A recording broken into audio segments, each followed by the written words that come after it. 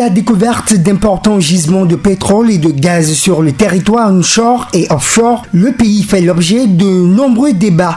Ces découvertes suscitent des convoitises et révèlent de nouveaux enjeux dans la gouvernance des ressources minérales au Sénégal.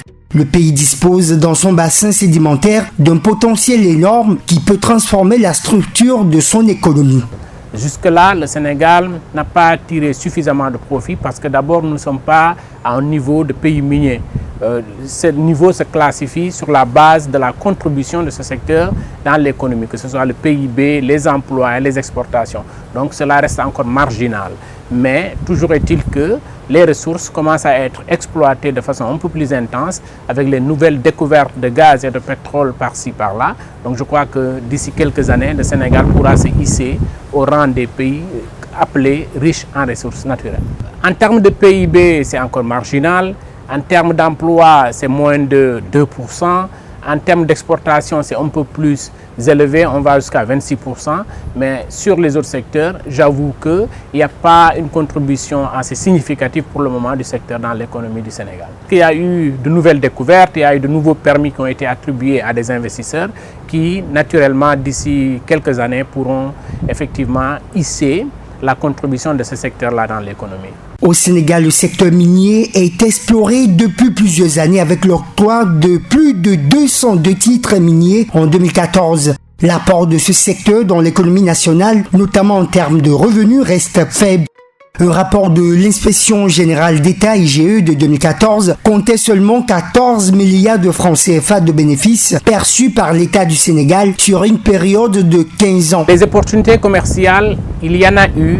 Le rapport ITE de 2019 montre qu'en termes d'achats locaux, les compagnies ont dépensé environ 900 milliards. Alors, de ces 900 milliards, au moins 400 et quelques sont restés au Sénégal par le secteur privé national.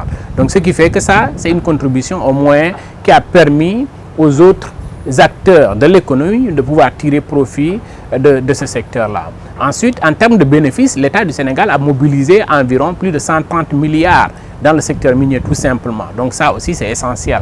Donc je considère que c'est des progrès importants qui sont en train d'être faits en termes de bénéfices, mais il reste encore beaucoup en termes de redistribution, en termes de transparence, même dans la gestion de ces revenus-là. Ces dernières années, le cadre institutionnel a été bien amélioré. Il y a eu, que ce soit du côté des hydrocarbures ou du secteur minier, il y a eu de nouvelles entités qui ont été créées. Par exemple, récemment, on a créé le Comité national de suivi du contenu local et en son sein, il y a des sous-commissions qui vont travailler avec le comité. Il y a le COS-Petrogaz encore qui est là pour donner des orientations à l'endroit du gouvernement pour mieux gérer ce secteur-là. Du côté du secteur minier, c'est là qu'il y a encore des efforts à faire. Bien sûr, il y a eu des évolutions. La direction des mines a été cassée en sous-direction de sorte qu'elle puisse être beaucoup mieux opérationnelle. Mais oui, en termes de suivi, même des revenus qui sont issus de ce secteur-là, je crois que c'est à ce niveau-là qu'on doit avoir des espaces multi-acteurs où il y a la société civile, les parlementaires, le gouvernement, de sorte que tout le monde puisse porter la voix de ceux qu'ils représentent. Aujourd'hui, la question de la gouvernance des ressources minérales devient centrale compte tenu des grands bouleversements que connaît ce secteur. Le Sénégal est un pays qui dépend de l'extérieur de par les caractéristiques de son économie, de sa consommation d'énergie et particulièrement des produits d'hydrocarbures.